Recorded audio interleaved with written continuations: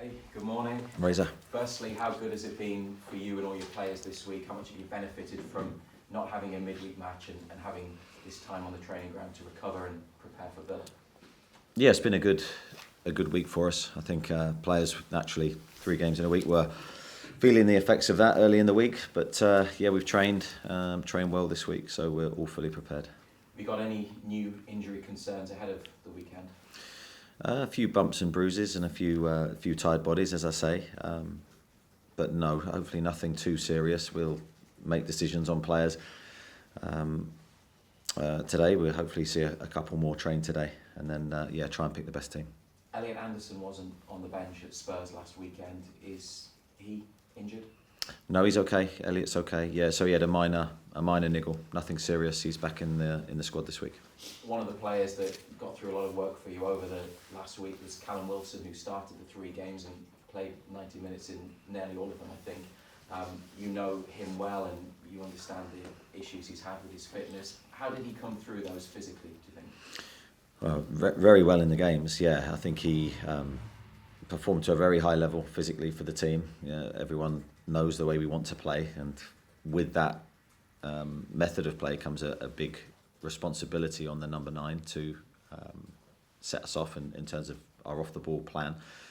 Thought he executed that very well, as he always has done for me.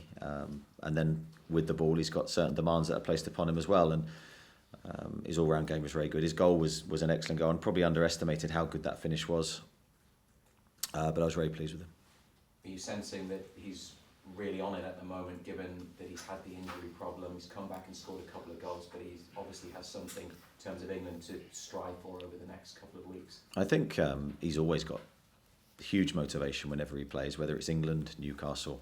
I think Callum's that player that's very, very driven. I think if you look at his history and his background, and I think he's always had that since I first met him, he sort of knew where he wanted to go in his career. He had high expectations of himself, and I don't think that's changed, and I think that's his biggest plus. There was a report this week that the club will look to offer Miguel Almiron a new contract. Is that correct? Have you already started discussions with him? No, I don't know where that story's come from. Miggy's someone, I've said every week how much I love him and respect him, but I don't think any conversations have started between the club or his representatives. I think at the moment we're in a busy spell of games. I think all discussions on contracts and futures will take place at a later date. And on to Aston Villa then, who had a very good result last weekend in the first game since Steven Gerrard left, but their new manager, Unai Emery, doesn't start until after you've played them. What do you make of what you saw last week and the transition period that they're clearly in at the moment? Yeah, last week they did very well. Of course, watched the game in depth, and I thought they started with such a high intensity. You could sense, although I don't watch the games with the volume on, you could sense the crowd and the vibe of the stadium was very good. They scored early. They scored a couple of goals very quickly, and I think you saw a team full of energy, full of enthusiasm, and you could see the quality of their players as well. And I think Aston Villa do have a very good squad. We expect a very difficult game. We know we're going to have to be at our best, as we are in every Premier League game, to win. Yes, they're going through this period now where they're waiting for their new manager to come in, and we expect a reaction because of that. Why don't you watch the games with the volume on? Because it's a good question. I don't like to deviate my thoughts with the commentary or the noise. It's just purely an analytical process that I think is better in silence. Thank you. I would definitely fall asleep if I watched no noise in the background. Oh, I do that, don't worry. Any chance of us seeing Alan St Maximin this weekend? Yeah, there's a chance. We're going to see how training goes today, but he's made really good progress, and I'm very pleased with how he's attacked his rehab and the work that he's put in. So yeah, there's an opportunity hopefully to get Maxi fit and available. And how much on a personal level, Eddie, are you enjoying winning right now, the moment that you guys are in? Well, it is everything to us. We give everything. We work the hours that we do as a coaching team, as players to win. And that is our objective every week, whoever we're playing against, home or away. So when you're able to achieve that, there's a feeling of satisfaction, albeit for me, a very brief one, before you focus on the next challenge. But enjoying the moment we're in. We want to keep it going as long as we can. There's no complacency. There's been no let up in terms of our work and the players' work this week. because we know how difficult the league is. I noticed on Monday night Jamie Carragher doing his analysis. I hope you had the volume up, but he was he was doing his analysis on Monday. And he says you've gone from before your time until now the bottom of the league to the top of the league in terms of turnovers high up the pitch. Can you quantify at all how much work has gone into that behind the scenes to get you there?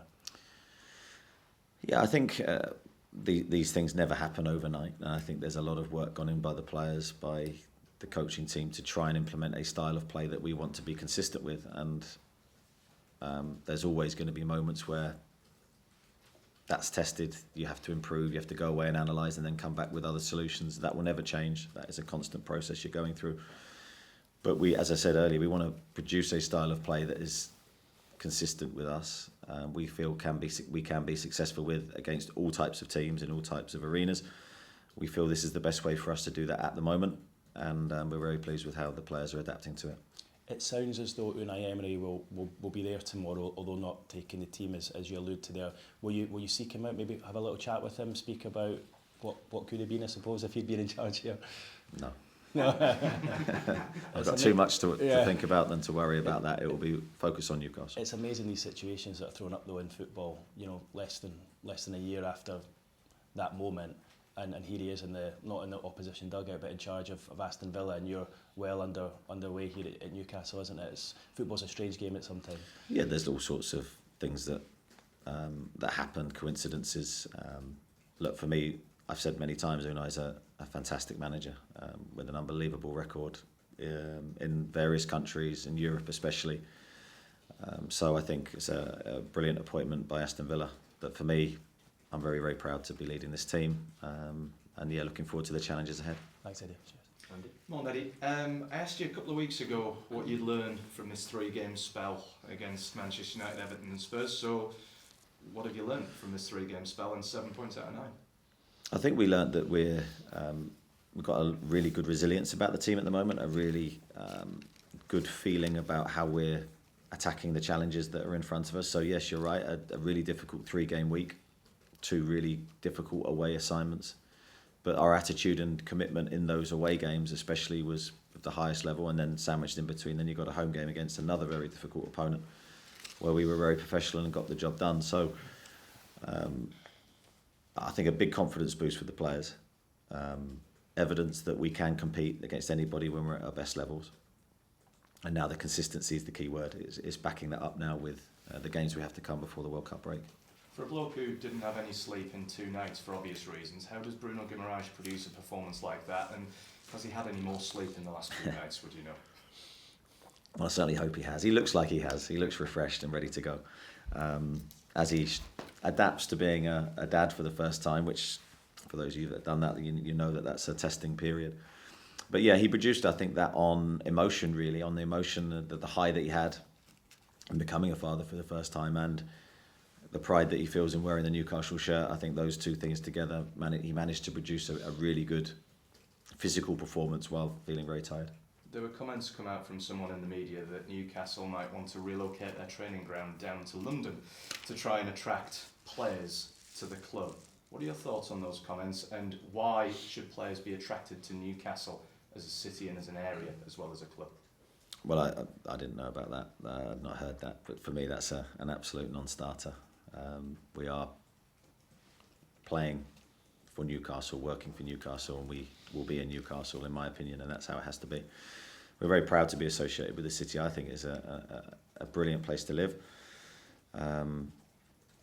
Take away the football side, just my evidence of being here and around the people. It's I think you've got to embrace everything about Newcastle to play and give your best for the club. So that will never change, in my opinion. In terms of attracting players, you've long talked about bringing the players with the right personalities to the club. This squad at the minute seems chock full of good people, good personalities. How much has that contributed to the current form that Newcastle find themselves in? I think it is linked. I think you want, first and foremost, you need to be a very good footballer to be able to play for Newcastle. But then you need to buy into everything surrounded with that. So that means moving to the area, in my opinion, relocating your family, really giving yourself the best chance to be successful here, I think is fundamentally important. I think if you have those characteristics and that commitment from the players, then you have a much higher chance of success. It doesn't guarantee you anything, but I think it increases your chances. I'll not ask whether Newcastle can, because we're only in October, but lots of talk about Europe. What does it take for a side outside that fabled top 6, top 7 to make Europe in 2022, 2023, would you say? It's a very clever question. I think for any team to be successful, you need the right ingredients for success. So you need good players, good characters, as we've already alluded to. And you need that momentum. And I think currently we have that. It's very easy to lose it. Very difficult to grab hold of it and have it in the first place. We're determined not to lose it. So I think the World Cup will have an interesting dynamic on the season this year. We know we have 3 Premier League games and a very important cup game to go before that break. We're determined to try and keep that momentum until that break, and then dust ourselves down, regroup and go again. And just finally from me on Villa, how dangerous can a team be when they're out to effectively impress a new manager like Aston Villa will be for Unai Emery?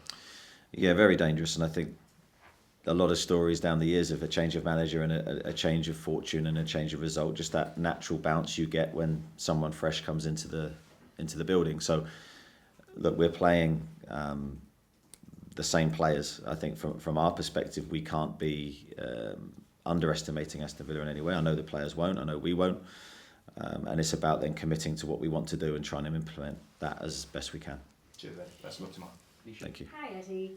Do you think that, bearing in mind the confidence that we've talked about, you said the next thing is consistency, that you can get to the World Cup break on this unbeaten run? Well, I certainly hope so. There's no guarantee because you can lose. My experience tells me you can lose to anyone in the Premier League. If you drop below where you need to be, and there's certain expectations of ourselves that we know we have to hit. So first and foremost will be the fundamentals of our performance have to be there, which they have been in the last group of games. Been really impressed with how we've attacked every challenge that we've faced. We've not taken a step back at all. It's really important in this moment now that we don't do that. Is it a target for you? Is it quite, not an easy, but it's a short-term target to kind of get that one going? I don't think you can look too far ahead. I think it's just looking at the next game, and I know it's a boring cliche, but I do think it's what we have to do. We just have to look at Aston Villa and all our focus and energy into that game. What happens beyond that, you then have to refocus once that comes. So we've prepared well this week. We're looking forward to the challenge. Callum Wilson said that if he's not going to the World Cup, he doesn't want this break because of the momentum, because of the confidence and everything else. Are you looking forward to a break, or do you wish the season would keep going for you? I've not really thought about it, to be honest. I like to work and I like to coach, so a break in coaching for me probably goes against what I want to do. But I think when you have it there, I think you plan and prepare as we do advance of the season. So we've got all our plans in place of what we're going to do. So it's sort of there in the eye line that we have this break coming up. But before then, I think we're maximising and working as hard as we can to get the best results possible. And you might not be coaching, but I imagine you'll be working quite a lot in that break as well. Well, I think there's always something to prepare for and plan for. So that will be our sort of like a mini pre-season when we come back. We'll also have an eye on January. So there's a lot to work towards. Thank you. Chris Conway. Eddie, just sort of following up on that, is the World Cup break almost a little bit too long as a manager? I know obviously you're going on a training camp and you can do stuff behind the scenes, but it's different to a 2-week international break. Yeah, well, it is. It's very different. It's quite a big break, which is unheard of during a season. So it'll be a new experience for us, but one that we'll try and manage right. I think giving the players a bit of time off, and then, as we said, doing a mini pre-season will be how we will attack it. And I think the change of scenery is important as well, especially as the winter grab hold. So look, we'll adapt and try and get the best, or use the best, or the time, make best use of the time, should I say, and come back even better. That's the aim. I just wonder as well, obviously, in the season that COVID sort of disrupted the campaign, there was a lengthy spell where, obviously there was no training, no matches. How much of that experience can you draw on for sort of taking this prolonged gap? Yeah, the difficulty with the COVID break was that we didn't know the length of time that we would be stopped for. So it was very much sort of day by day, really, week by week. That was very unclear. This is certain, so we know how long we will have. So I think when you can prepare and plan, I think it's easier. The COVID one was very difficult. And just last one, obviously there's been some big wins, lots of goals scored in some of those wins, but was Tottenham arguably the most impressive win of the season? I think to this point, probably yes, for many different reasons. I think I said afterwards, I think when we went 2-0 ahead and Tottenham scored, how we managed the end of the game I thought was hugely impressive, because I think many people would probably expect us to be camped in our half and defending for our lives, but we were, although we were defending very well, we were defending on the front foot and at times defending with the ball, so that was great to see. I thought we handled the last part of the game really well. Thank you. Thanks, broadcasters. Damien? Hi, Eddie. Hi. Just a couple of please. Firstly, you were asked about Callum and England there. If Gareth was to give you a ring, what would you tell him about the shape and form that Callum's in? Well, he's in great shape at the moment. Off the back of an intense period of games for us, I think his outputs have been very good. I don't think I'd need to tell him about Callum as a player. He's worked with him, he's coached him. I think he knows the character inside and out like I do. So I don't think there would be too much to discuss in terms of giving information about Callum himself. But I think his current condition is, as I said, very good, and his form is very good. So he's been bouncing in training this week, so he's in a very positive mindset. And generally, when we speak to you, you come across a very modest and calm and level-headed man. Do you ever allow yourself a pat on the back? That's probably not one of my strengths. I'm very hard on myself in probably every way. So if results aren't good, I'm hard on myself, and if results are good, I'm pushing myself for more, because I don't want to rest and be content with my work. I want to try and find a new angle and a new way of inspiring the squad. So I think maybe when my career ends, my management career ends, which hopefully isn't for a while, but when it does, then I can look back and maybe go, oh, I did okay. Until that point, I'm going to keep pushing myself. Jordan? Is there any update on Alexander Isak and where he is in terms of his recovery? Alex has been having a couple of injections into his injury, into his thigh. I believe that's gone well, and the medical team are happy with where he currently stands. But it is a longer term injury. So I think it's a 5-6 week injury. So as I said before, he won't be back before the World Cup break. But we're hopeful that as we begin our second pre-season, he's there ready to train. And John Joe Shelby played his first minutes on Sunday. How pleased are you to see him back, and what role will he play between now and the World Cup? Yeah, huge role. I mean, he's got real qualities that we need. He's got experience, understands his position, and he's got that range of passing that the team clearly needs. So he's going to have a huge role to play. Miles? Could you give us an insight into Alan Maximum, his mindset? He's had some setbacks this season. It was, it's a big season for him, for his club, and he hoped for his country as well. Just a little insight into where he is in terms of his focus and mindset. Yeah, currently Maxi's very good. He's in a really good place. I think the setback he had, the recent setback he had with his hamstring, was a huge blow to him. But I think it almost reset him mentally to go, right, I've got to really look after myself and get my recovery right. So I think I've seen this time a real huge steely determination in him to get back fit and in the best physical condition possible. He's been having really intense treatment, 3 sessions a day, 2 at the training ground, 1 at night at home. So a real dedication to his profession, to try and get himself back as quickly as possible for what is an intense period of games now between the breaks. So I can't speak highly enough of how he's attacked this stage of his rehab. Just fine for me. You can see the new training, or not the extended training ground taking shape. What kind of impact is that having in your work now, and when do you hope to start feeling the benefits of the space and the plans? Yeah, we've had no benefits at the moment, almost the opposite. So we're in a very cramped space at the moment, but hopefully next week, I think it is, the players will go into their changing room, so that'll be a massive lift for them. Not so much for the staff yet, but hopefully we'll see the benefits in a few weeks. Yeah. But the players are the priority, so they will go into their new, as I say, changing room, which is a much bigger space, and it will mean they're all together at the moment. They're in 3 different rooms, which isn't conducive to the togetherness that we want, really, but they go into one room all together, and I think that would be really good for them. Oscar. 12 months or so after the takeover, does it feel like the club is ahead of schedule? I don't know. I've never put any pressure on timescales or targets. That's not how I work. I suppose lying slightly, because I think that the first target we had, and it was a clear goal, was to stay in the Premier League. Once we did that and achieved that aim, I think then it was about growing the team and a style of play and a method of work that the players are consistent with. In terms of targets, then off the back of that's not what I've not done that even internally or with myself or with the players. So we're analysing our performances and trying to win every game. That's sort of how we're working at the moment. Kieran? Over half your starters against Spurs were players you inherited. Have you found it maybe a little bit disrespectful the focus there's been on the money when players like Fabian, Drummond and Miguel obviously have made such improvements? Yeah, I think my response to that would be my disappointment when it's just purely about money will be that it takes away the credit for the players. And I would want a lot more focus to be on my players and how well they've done.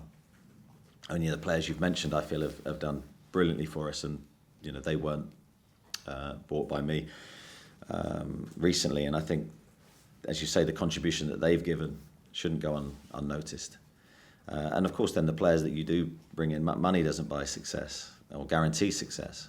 It certainly helps, but it doesn't guarantee anything. You can recruit very, very badly, and these days that will cost you a huge sum of money. So it's about a mixture of things, but I always want my players to be recognised when they do well. And you and your staff, you're approaching a year in charge, probably doesn't feel like that, but do you feel you're only getting started maybe? Yeah, time flies. I mean, it's incredible to think as the months have ticked by that it's nearly led to a year for me here. And I think we've enjoyed it, but it's gone so quickly. I do feel there's an element of just starting with the team, and we've got so much more to achieve and more to do. But I've probably sat here, if I am sat here in another year's time, I'll be saying exactly the same thing. Lee Ryder? There's been a lot of controversy about VAR again, even since we last kicked the ball. I've seen one manager running up the referee in the centre circle, he talked about discipline. Do you think there's too much pressure on referees with all the VAR stuff at the moment? Well, I think VAR is a very contentious thing. I think it's very difficult for the referees. I've got sympathy with them in the respect that the referee on the pitch will have one opinion, the referee in VAR might have another opinion. Very, very difficult for them. I think many managers say up and down the land that when they're refereeing small-sided games in training, how difficult they are. I'm certainly one of them. I get a lot of decisions wrong. It isn't an easy thing to do. I think from our perspective as managers and coaches, I think we're under such pressure to get results, and there's a lot of intense